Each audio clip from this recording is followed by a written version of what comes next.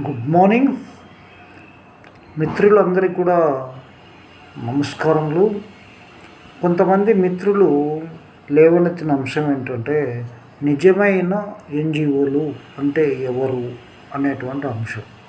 అదేవిధంగా కొంతమంది మేధావులు 5,000 రూపీస్ తోటి రిజిస్టర్ చేసుకుంటే వాళ్ళు అయిపోతారు అని చెప్పేటువంటి మేధావులు కూడా మనం చూసాం.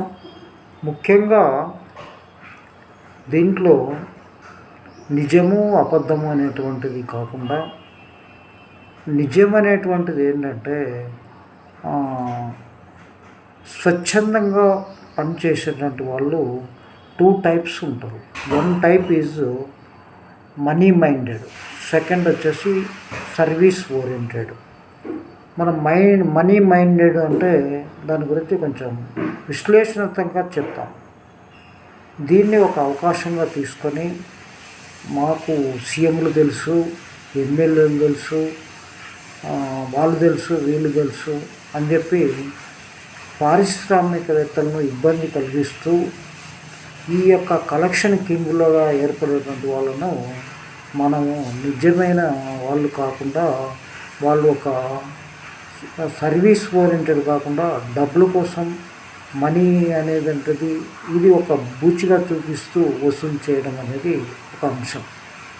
దీన్నే బీజేపీ ప్రభుత్వము చాలామందికి మిత్రులకు ఫారెన్ నుంచి ఫండ్స్ వచ్చేవి. బీజేపీ గవర్నమెంట్ వచ్చిన తర్వాత అలాంటి ఫండ్స్ వచ్చి రకరకాలైనటువంటి పనులు చేస్తున్నారని చెప్పి దాన్ని బ్రేక్ చేయడం ఈడీ, సిబిఐ రకరకాలైనటువంటి వాళ్ళకు చెప్పడం జరిగింది. ఇక దీన్ని మనం పూర్తిగా గమనించాలి. ముఖ్యంగా ఇది ఫీల్డ్ కాదు, సర్వీస్ సెక్టర్ అనేది భావించాలి. సర్వీస్ సెక్టర్లో ఒక ఆయన అన్నాడు 4 చూస్తే మాట్లాడవచ్చు అని. మాటలు కాదు ఇంపార్టెంటు, అధ్యయనము ఇంపార్టెంటు. 10 కిలోమీటర్ రేడియస్లో ఏం ఎఫెక్ట్ పడుతున్నాయి, కన్సల్టెంట్ ఏ విధంగా అధ్యయనం చేశాడు, వీళ్ళు కంపెనీ యజమాని ఏం చెప్తుంది, అక్కడ ప్రజల యొక్క జీవన ప్రమాణాలు ఏంటి, అక్కడ నదులు, సరస్సులు, కుంటలు, అదేవిధంగా వైల్డ్ యానిమల్స్, చెట్లు, చేమలు ఇవన్నీ కూడా అధ్యయనం చేయవలసినటువంటి బాధ్యత ఉంటుంది నిజమైనటువంటి వ్యక్తులకు. కానీ నిజమా అబద్ధమా అని పక్కన పెడితే ఇక దాంతోపాటు అక్కడ చరిత్రాత్మకమైన కట్టడాలు ఏమున్నాయి, దానికి దీనివల్ల ఏమన్నా ప్రాబ్లం అవుతుందా, అది ఎప్పుడు వచ్చినాయి, ఆ చరిత్రాత్మక కట్టడాల్లో దానికి ఏమైనా ఫండ్స్ ఏమన్నా వీళ్ళు ఇస్తున్నారా, లేదా రాష్ట్ర కేంద్ర ప్రభుత్వాలు ఏమైనా ఇస్తున్నాయా అనేటువంటి అంశం కూడా చూడవలసిన ధర్మము ఉంటుంది. అంతేకాని ఒకరు అనుసరించి చేసేటువంటిది ఒక ఫ్యామిలీలో ఉన్నటువంటి వ్యక్తులు అందరూ కూడా సర్వీస్ చేస్తే పనిచేసేది ఎవరు అనేది క్వశ్చన్ వస్తుంది. సర్వీస్ అనేది సెకండరీగా తీసుకొని ప్రజల కోసం పనిచేసే మెడికల్ క్యాంపులు పెట్టండి. అదేవిధంగా ప్రజల కోసం ఒక ఆయన చూశాను నేను, ఒక వ్యక్తికి బాగలేదంటే అందరినీ డబ్బులు ఒక ఫోన్ నెంబర్ ఇచ్చేయమన్నారు. ఓకే, ఫస్ట్ మీరు అధ్యయనం చేసి ప్రజల దగ్గరికి వెళ్ళి ₹2 వసూలు చేసి అలాంటి వాళ్ళకు మీరు సహాయం చేయాలి. అదేవిధంగా ఇక్కడ బ్యాగులు పట్టుకొని వచ్చి మేము ఒక పెద్ద తోపులం, ప్రపంచంలోనే మేము పర్యావరణవేత్తలం, సైంటిస్టులం, అదేవిధంగా మా అంత ఎడ్యుకేషన్ లేదు, మా అంత తోపులు లేరని చెప్పేటువంటి మిత్రులకు దీన్ని సర్వీస్ ఓరియంటెడ్గా చూసుకోండి. ఇందాక మీరు అన్నీ కూడా పెట్టేటువంటి వాళ్ళకు మీరు కర్ణాటక మహారాష్ట్ర, తమిళనాడు, కర్ణాటకలో వెళ్తూ ఉంటారు కదా, అక్కడ వచ్చేటువంటి వాళ్ళు ప్రజల కోసమే పనిచేస్తారు, ఈ విధంగా చేయరు. ఎర్రటి వాళ్ళు వేసుకొని తమిళనాడులో ఏం జరిగింది మీకు అందరికీ తెలిసి, అయినా కూడా కొంతమంది నిజమైన ఎన్జిఓలకు కొంత కూడా వాళ్ళు చేసినటువంటిది కాకుండా అక్కడికి కూడా ఆంధ్ర, తెలంగాణలో సర్వీసింగ్ ఎక్కువ చేసి అక్కడ కూడా వాళ్ళు కూడా సర్వీస్ చేయడానికి పోతూ ఉన్నారు. అది వాళ్ళ విజ్ఞత వారి యొక్క నిజంగా చేస్తున్నారా అనేటువంటి అంశం కూడా మనం ప్రస్తావించవలసిన బాధ్యత ఉంది. ఎవరంతకు వాళ్ళు గుండె మీద చేసుకొని మనం సర్వీస్ ఎంతవరకు చేస్తున్నాం, అక్కడ మనం ఏదో పరిగెత్తుకుంటా వెళ్ళి దాంట్లో 2 ముక్కలు చెప్తే మనీ మ్యాటర్కు ఎక్కువ అని ఇంకొక మిత్రులు చేసేటువంటి ఏంటంటే మేమే తోపులమని, రాజకీయాలు ఉన్నామని, మాకు మినిస్టర్లు తెలుసని, వాళ్ళు తెలుసని, వీళ్ళని తెలుసని, వీళ్ళందరూ కూడా వీళ్ళు కాదు అనేటువంటి అంశం కూడా చెప్తూ ఉంటారు. గతంలో జరిగినటివి నేను నెమరేసుకుంటే మీరంతా కూడా ఒక ఉద్యోగము ఉపాధి కోసం ఈ వృత్తి చేసుకున్నారేమని చాలామంది అనుమానిస్తూ ఉంటారు యాజమాన్యాలు. అదేవిధంగా ఇది కరెక్ట్ కాదేమో అనిపిస్తుంది. సర్వీసింగ్ చేయాలంటే తమకు ఇంట్లో జరగడానికి డబ్బులు ఉండాలి. వృత్తి ప్రవృత్తి అనేటువంటిది 2 సపరేట్ ఉంటాయి. వృత్తి బతకడానికి చేస్తాం, ప్రవృత్తి ప్రజల సేవ చేస్తాం. ఇది వృత్తి ప్రవృత్తి 2 కలుపుకొని చేసేటువంటి వ్యక్తులు వాళ్ళు నిజమా కాదా అనేది మనం గుర్తుపెట్టుకోండి. ఒక్కొక్క జిల్లాలో ఒక్కొక్క రాయలసీమలో కొంతమంది, ఉత్తరాంధ్రలో జేటీ రామ కొత్త పెళ్లి కొడుకుడు పెద్దరిగడు అన్నట్టు వాడికి ఏ బతుకు తెరువు లేక ఒక రాజకీయ ముసుగేసుకొని ఇది ఒకటి దొరికితే ఆయన కోతిలాగా ఆకుండా ఈకుండా ఎగురుతూ మోసాలు చేయడంతో పక్క వాళ్ళను కూడా మోసం చేసి తినే ప్రయత్నం చేస్తున్నారు. గతంలో ఇప్పుడు కూడా అందరు కూడా చేసేటువంటి పని అదే. మీరు నిజమైన మిత్రులైతే మీ యొక్క ప్రాంతంలో చేయండి. ఎక్కడో పోయి సర్వీస్ చేయాల్సినంత అవసరం ఉందా అంటే ఉంది అని చెప్పచ్చు. కానీ కేవలం మనీ మ్యాటర్ గురించి వెళ్ళడం అనేది కరెక్ట్ కాదు. అక్కడ ఫ్యామిలీకి సంబంధించినటువంటి భార్య, కొడుకు, పిల్లలు, అదేవిధంగా బావ, బామర్ది, ఇంకా తెలిసిన వాళ్ళు, పోయిన వాళ్ళు వాళ్ళ దగ్గర నుంచి కమిషన్ తీసుకొని వాళ్ళకు 50% ఇచ్చి చేసేటువంటి వాళ్ళే నిజమైన మిత్రులు, ఎన్జిఓలుగా నేను భావిస్తున్నాను. ఎందుకంటే మనీ మేక్స్ మెనీ థింగ్స్. ఏ విధంగా అయినా సరే మనీ సంపాదించేటువంటి నేర్చుకున్నందుకు రిజిస్టర్ 5,000కు చేసి మనీని సంపాదించే సాధనంగా దీన్ని మలుచుకున్నందుకు చాలా అలాంటి వ్యక్తులందరికీ హ్యాట్స్ ఆఫ్. ప్రతి జిల్లాలో అలాంటి వాళ్ళు ఉన్నారు. అంటే కొంతమంది జర్నలిస్ట్ ముసుగులో బెదిరిస్తూ ఉంటారు, కొంతమంది రాజకీయ ముసుగులో బెదిరిస్తూ ఉంటారు, కొంతమంది అప్పులు చేయడానికి కోసం అప్పులు ఏ విధంగా పక్కన దగ్గర మోసం చేసి డబ్బులు తీసుకోవాలనేటువంటిది ఉంటుంది. అది దొరకకుండా వారికి వాళ్ళ నెంబర్లో వేయించుకోకుండా వేరే వాళ్ళ నెంబర్లు ఇచ్చి వేయించుకునే వాళ్ళని కొంతమంది, మాకు చాలా ఇబ్బంది ఉందని చెప్పి డబ్బులను వేయించుకుంటే మహానుభావులు నిజమైన ఎన్జిఓలుగా మేము భావిస్తున్నాం. ఎందుకంటే వాళ్ళు ప్రజల కోసం సేవ చేస్తారు కాబట్టి అడుక్కోవడంలో, పక్కవారిని మిత్రులతోటి డబ్బులు తీసుకోవడంలో తప్పు లేదేమని నేను భావిస్తున్నాను. అది మళ్ళీ రిటర్న్ ఇవ్వాల్సిన అవసరం ఉండదు.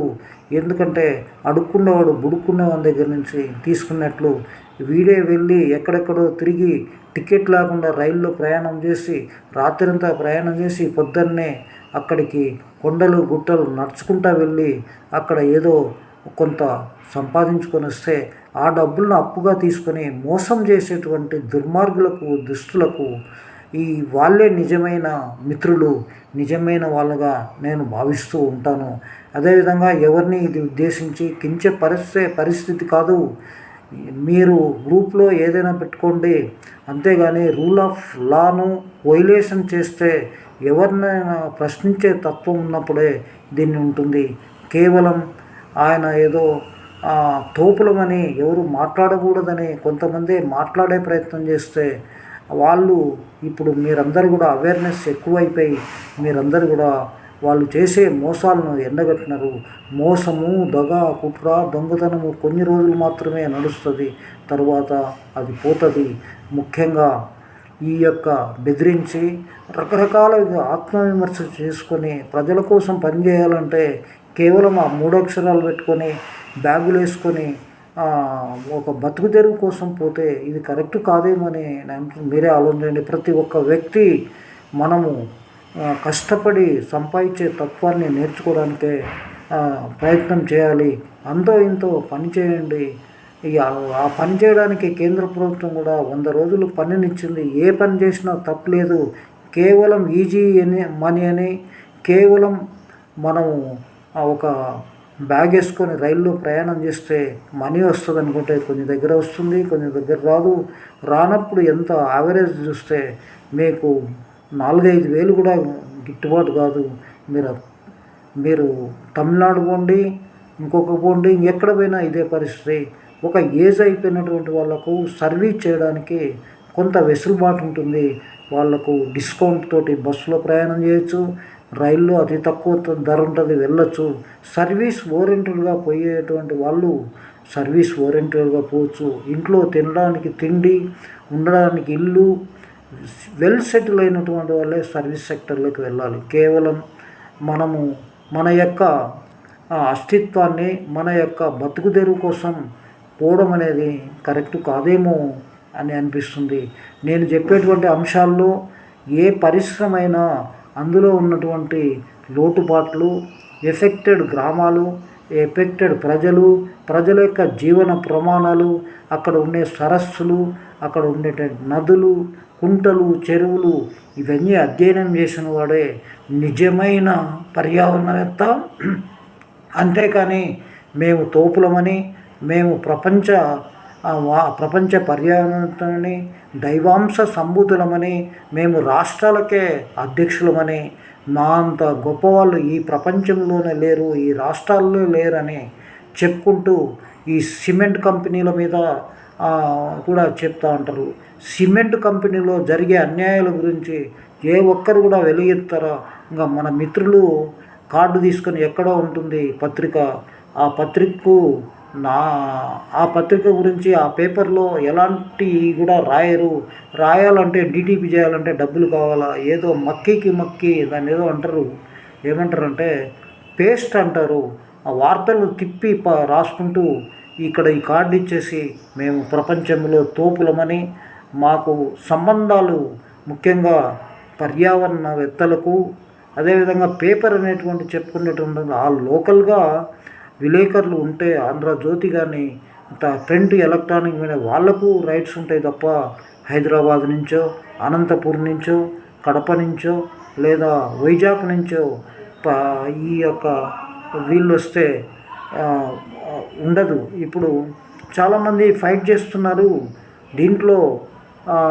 ఇంకా ముఖ్యంగా చెప్పుకున్నట్లయితే వీళ్ళే నిజమైన దేశభక్తులు, నిజమైన ప్రజలకు సేవలు చేసేటువంటి వాళ్ళుగా మేము భావిస్తూ వాళ్ళందరికీ కూడా పూర్తి ధన్యవాదాలు చెప్తూ 3 పువ్వులు 6 కాయలుగా విసిగిస్తూ ఇప్పుడు బస్సు కాకుండా కార్లు, విమానాలు, అదేవిధంగా ట్రాన్స్పోర్ట్ కొనుక్కొని ఈ యొక్క సేవ చేసుకుంటూ ప్రపంచంలోనే నెంబర్ 1 బిలియనీర్లు కావాలని మిత్రులకు నేను కోరుకుంటూ ఈ యొక్క దీన్ని నేను చదివినటువంటి అంశాలను కలిసి ఒక వీడియో చేయడం జరుగుతుంది. ఎవరికైనా నేను బాధించినట్లయితే సారీ. అదేవిధంగా నేను చెప్పిన దాంట్లో ఏ ఒక్కటి అబద్ధం ఉన్నా మీరు నిరూపించండి. అదేవిధంగా నాకు మెసేజ్ పెట్టండి, నా నెంబర్ మీకు తెలిసే ఉంటుంది. నా పేరు వై చెన్నకేశ్వరరెడ్డి. నేను ఒక సమాజ కార్యకర్తను. సమాజం గురించి, ప్రజల గురించి awareness, rule of law violations, దేశకాల పరిస్థితుల గురించి, అదేవిధంగా ఈ యొక్క ప్రాజెక్టులో జరిగేటువంటి అన్యాయాలు, ప్రజలకు దానివల్ల ప్రభావాలు అనేటువంటి అంశాలు కూడా విశ్లేషణ చేస్తుంటాం. గతంలో కాళేశ్వరంలో జరిగినటువంటిది ఎన్నో మాట్లాడినప్పటికీ వాళ్ళు వినలేదు. ఇప్పటి ప్రజాపాలన అని మొన్న ఎందుకు చెప్పానంటే, ప్రజాపాలనలో ప్రజలే ప్రభువులు, ప్రజలు అభిప్రాయం ఎక్కువగా చెప్పినటువంటి దాన్నే తీసుకోవాలి, అదే ప్రజాపాలన. గతంలో జరిగినటువంటి అన్నీ కూడా ప్రభుత్వాల మీద మనము ఏమీ చేయలేని పరిస్థితి. ఇక్కడ ఎన్నో మాటలు చెప్పి పారిశ్రామికవేత్తలను చేస్తున్నారు తప్ప ప్రభుత్వం మీద ఉండే లొసుకుల మీద మాట్లాడాలని దేశభక్తులకు విజ్ఞప్తి చేస్తూ నేను ఇంతటితో విరమిస్తున్నాను. ఇది ఎవరిని ఉద్దేశించింది కాదు, అదేవిధంగా ఎవరిని కించపరచాలనేటువంటిది కాదు. ఇక ఇది నా యొక్క మాటలు విశ్లేషణ. నమస్తే, థ్యాంక్ యూ వెరీ మచ్. అందరికీ కూడా ధన్యవాదాలు. ఈ ఫీల్డ్లోకి ఎక్కువ మంది వచ్చేసి సేవ చేస్తూనే ఎలాంటిది కూడా ఆర్థిక ఆశించకుండా మీరందరూ కూడా ప్రజాసేవ చేసినందుకు నేను మీ అందరికీ కూడా హ్యాట్స్ ఆఫ్ చెప్తూ థ్యాంక్ యూ వెరీ మచ్.